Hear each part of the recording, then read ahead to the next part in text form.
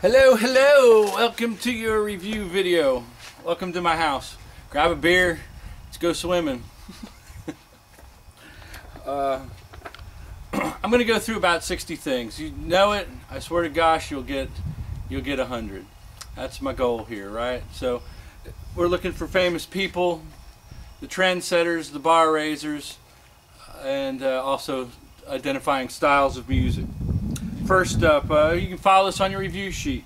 Hank Williams, right? You know Hank Williams, and he is the leading guy in the honky-tonk genre. Reached its pinnacle in the 50s. His songbook is the backbone of country music today. He's one of the most famous. If you miss this question, I will kill you. I will come and get you.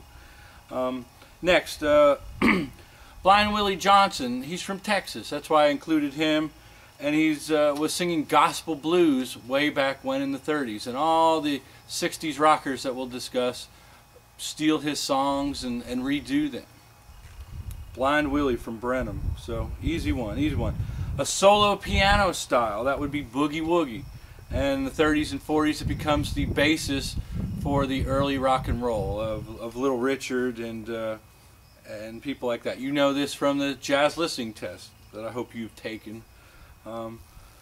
Next is Fats Domino. Comes from New Orleans. Clue number 1. Know some of his songs. Blueberry Hill, The Fat Man, I'm Walking, Ain't That a Shame, A Dead Giveaway.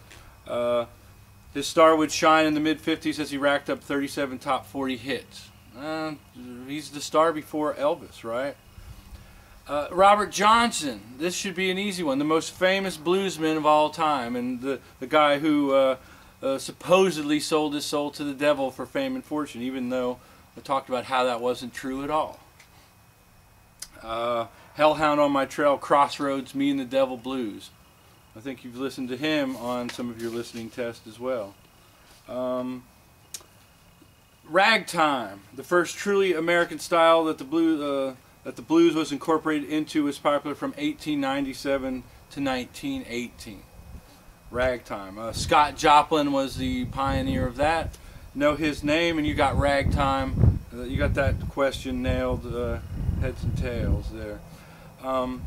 Big band, right? We talked about how with jazz that it was small groups, and then they played bigger halls, and it was a dance craze, and they needed big band. So the big band was basically a jazz band with lots of players in it.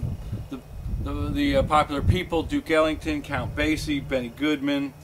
This would be America's music until after World War II in the 1940s.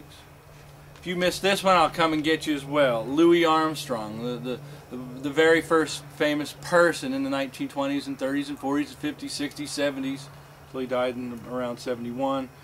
Louis Armstrong, famous jazz trumpet player. You might know his songs such as What a Wonderful World and Hello Dolly, right? Hello Dolly, he had that gravelly voice, Louis Armstrong, don't forget it. I'm going crazy, people. The blues, a question just asking you to identify the blues. It's a genre of music. It's the basis for all American music that followed. We don't know where it came from. It kind of came from West Africa, and it kind of developed here in this country. And you'll constantly heard me say, the blues is the roots and the rest is the fruits. We talked about the tree, and the blues is the main part of the tree, and all the branches come out from there. It's the trunk. The minstrel show, one of the first things I talked about. It's one of our first entertainment traditions here in this country, and it utilized racist aspects of parody and blackface. Right? Not really proud of it. But it went on for close to 70 years. So the minstrel show, can you identify that?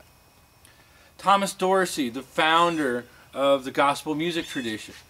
Even though people were around kind of doing it, he makes it popular, and he makes it acceptable by the church. That's what's important about that. You know, Peace in the Valley and Precious Lord, Take My Hand. The father of gospel music, Thomas Dorsey.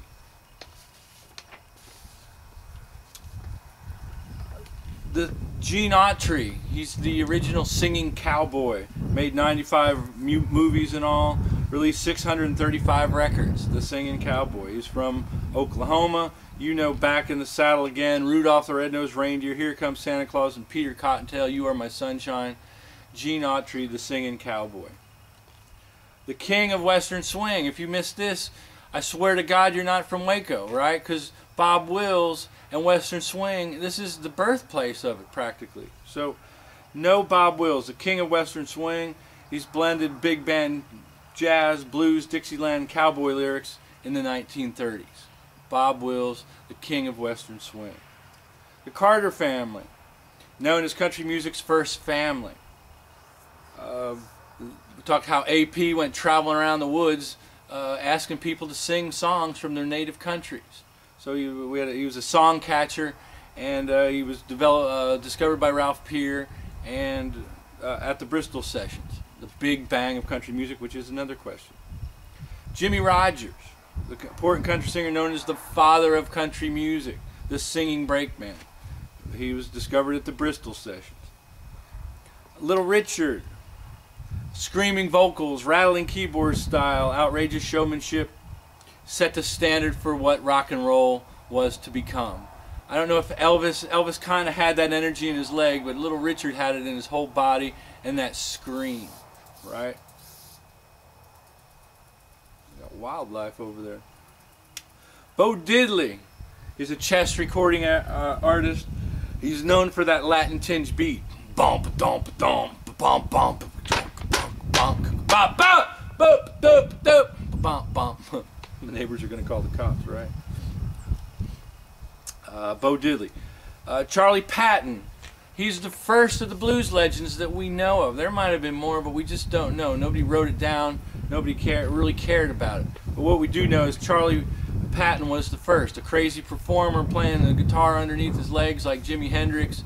But he's dead by 1934. Robert Johnson saw him. Son House saw him. John Lee Hooker, Howlin' Wolf. They all, he was their teacher. All right, he's the original guy. Muddy Waters, another chess recording artist, grew up in the Delta, learned from Charlie Patton and Robert Johnson. Moved to Chicago, and you know some of his songs like Rolling Stone, which the Stones named themselves after, and Got My Mojo Working. Also a style called rockabilly, right? What was rockabilly? We talked about it. It was kind of that early, it was that the style that Elvis developed at Sun Records. After he moved to RCA, he wasn't doing rockabilly anymore. Fast swing, right? And with a different kind of lyrics now. The main practitioners are Elvis and Carl Perkins and Johnny Cash. Soon the style was adopted by Gene Vincent and Eddie Cochran. I really didn't show you any videos on those two guys, but they kind of took that Elvis 1956 style and ran with it. That style is resurrected by the Stray Cats in the 1980s, right? Rockabilly. Elvis's business manager was Colonel Tom Parker. And he just really gets Elvis into all kinds of merchandise, gets him into Hollywood, was pivotal in handling the business aspects of Elvis's career. Who was Woody Guthrie? And he's a famous folk artist. He wrote that song, This Land Is Your Land, a dead giveaway. And he's the main inspiration for Bob Dylan, who we're going to talk about in the coming weeks.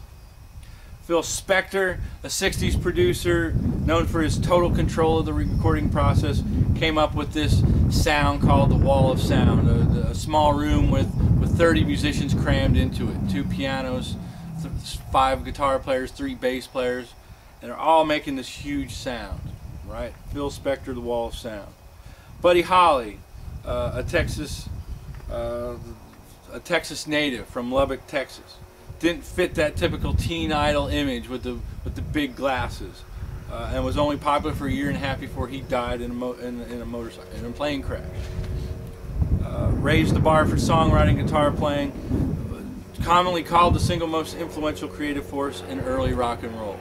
Buddy Holly. From your own backyard, you should at least get that one right. Two-star Gene Vincent, Eddie Cochran. These two, one guy was killed and one guy was injured after a taxi crashed on the way to the airport. So another tragic accident that happens in the 50s. Identifying Elvis Presley. I'm trying not to give it away, but it's very hard not to. Starts at Sun Records, cuts the song "That's All Right Mama," and he becomes a local, regional, and national star.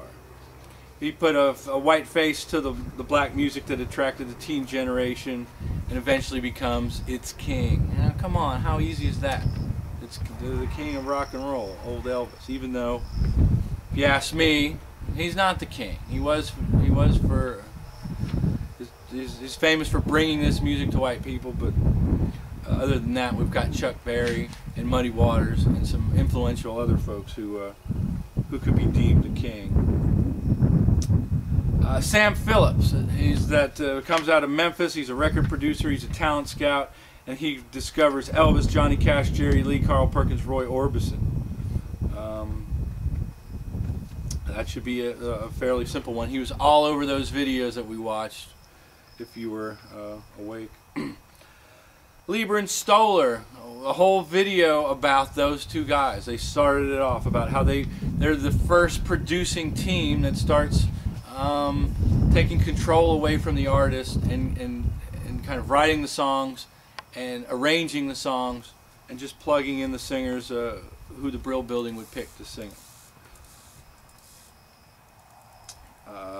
Some of their songs, they wrote Hound Dog, they wrote many songs for Elvis, Yakety Yak, Under the Boardwalk.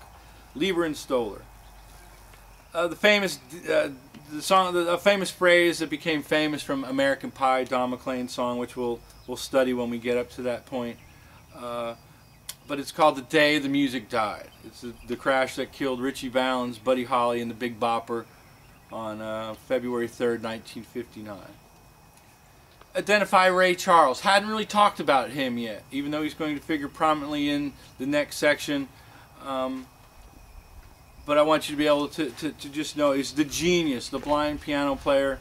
He combined gospel, R&B, and the black Southern church experience. "I Got a Woman in What I'd Say" are his famous songs. Ray Charles. Identify Chuck Berry. He's a chess recording artist. If not for the color of his skin, he probably would have been the king of rock and roll. His songs became anthems for teenage life. You know Maybelline, Johnny B. Good, and he's a triple threat. He's got the guitar player, the lyric writer, and the songwriter.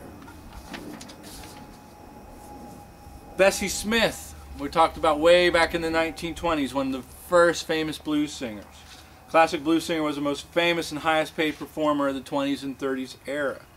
Traveled in her own boxcar. "You Gotta Give Me Some," "A Good Man Is Hard to Find," "Need Some Sugar in My Bowl." We listened to some of those songs.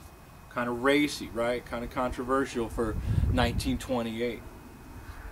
Identify Dick Clark, the host of American Bandstand, from 1956 to 1989. The show seemed to go on forever. Philadelphia, because American Bandstand was centered in Philadelphia, they started looking for new teen idols who were young and they could plunk off the street, and the producers would write their songs and even teach them how to sing. So Philly becomes the hub for finding these new teen idols. John Lomax, the music researcher from Meridian, Texas.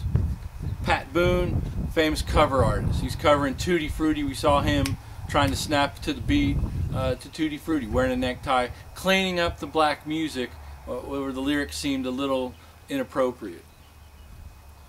And the role of independent record labels, right? This whole unit is kind of about these little mom and pop organizations that recognized that this music wasn't being recorded by the major labels and paid disc jockeys to play it, and became millionaires almost overnight by recognizing the need to get this music in. Identifying Johnny Cash. He's a Sun artist. He's a country artist. He does Folsom Prism and Walk the Line, some of his biggest hits with Sun Records. And you know him from the movie when he marries June Carter Cash. One of the original, after Hank Williams, the second country outlaw. So that should be somewhat easy. What was the payola scandal? It was disc jockeys getting paid by record companies to play their records. Plain and simple. What's a crossover hit? It's a song that crosses over from one category to the next. Back in the day, there was the country and western charts, the pop charts, and the R&B charts. There was only 3. And these songs would cross over. If you would cross over, you'd become a millionaire, because now you've got either white or black people listening to your music. Alan Freed, a legendary disc jockey, the first to popularize the term rock and roll, sponsored the first rock concert, which turned into a riot. Right? Alan Freed, disc jockey. Doo-wop. Doo-wop is a style of music. And it was the New York City. There were a bunch of kids on street corners having group battles, not gang battles, but group battles with music. In the 80s, we'll see it happen with rapping on street corners. But in the 50s, they're doing doo-wop. It's a cappella. It's people singing without bass, drums, and guitars.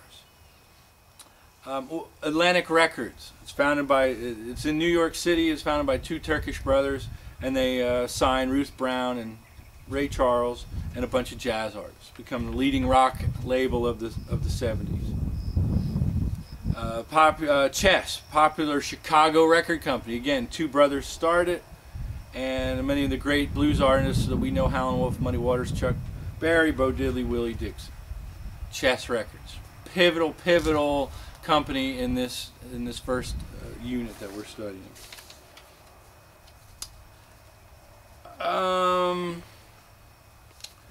We saw Ray Charles, and what he started to do is to take gospel songs and put secular lyrics to it, songs about girls and living in the city.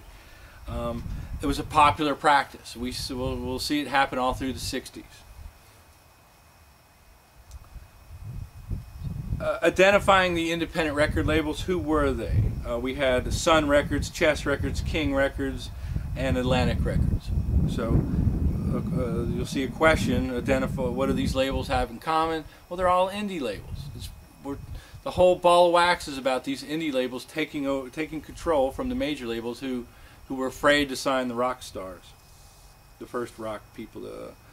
Who was Louis Jordan? He was the king of the jukebox. He created this new style coming out of the big band era, speeding up the blues and calling it jump blues, right?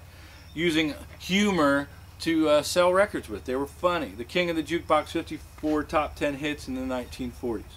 The first black artist to cross over to white listeners. Who was Ralph Peer? We talked about him. He's this legendary producer from the 1920s who discovers the Carter family and Jimmy Rogers and the Carter family, the big bang of country music. Ralph Peer, important. R&B and country and western music are the 2 styles that are neglected, and the 2 styles that end up record producers start scouring the country for these 2 styles after Peer discovers that, oh my gosh, well, R&B and country and western are going to sell. Les Paul, the perfecter of the electric guitar. He also technological advances for overdubbing recording, and he's also a great jazz guitarist.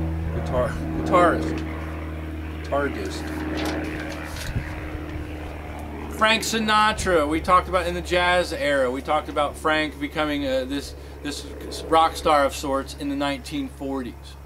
Girls screaming and chasing him wherever he appears, causing riots. Set the stage for future rock stars. Had a film career in the 50s and was still doing it in the 1990s. Very popular Vegas act. You know his song New York, New York, right? Dead giveaway for that. The prototype for big band singers such as Harry Connick and Michael Bublé.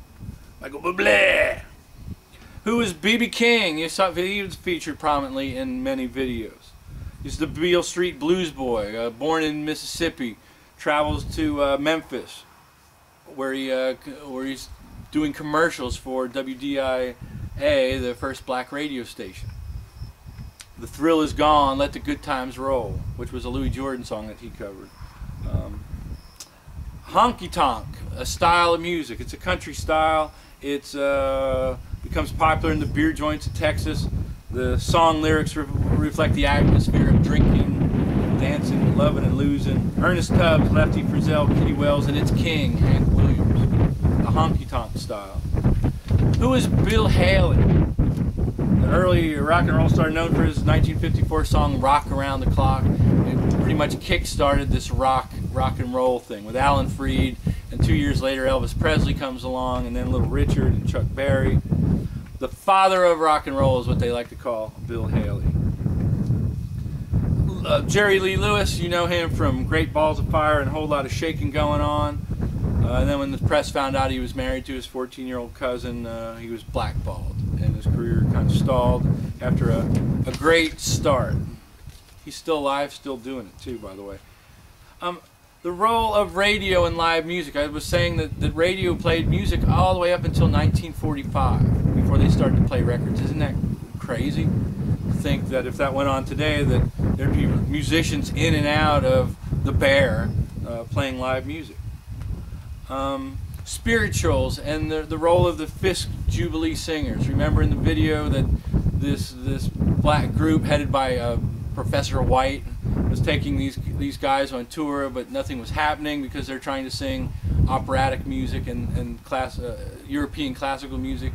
And then all of a sudden they start singing these spirituals that they worked on in their spare time, and everybody was interested. They saved the university and toured the world. The Fisk Jubilee Singers, taking the spirituals to the rest of the world. A pivotal figure in jazz. We talked about Miles Davis and how he changed jazz 4 or 5 times. It's kind of cool that he went from the beginnings of bebop, and then he went into cool jazz and modal jazz and started hard bop, and kind of went third stream, which was a combination of classical and jazz, and then went rock and roll in the 60s. We're talking about work songs and field hollers, how they're kind of the basis for a lot of the blues, and how it came out of slavery, and it's kind of the origins of the rock style. The big bang of rock and roll is Elvis Presley appearing on the Ed Sullivan Show. He was on the Milton Berle Show and caused a controversy, but got so big that they finally had to put him on the biggest show in the country. And in '64, the Beatles do the same thing and kickstart rock and roll all over. It kind of came up, and then we kind of call it the dead period with all the producers and the girl groups and manufactured stars of sorts. The Beatles arrive, and all of a sudden the game changes. And that's where we'll start on Wednesday, or our next class period. That's a review. Watch this a few times. You should do real well on the test. Use your review sheet. And best of luck, and when you're in the area, come on out and go for a swim with me. See ya. Peace out.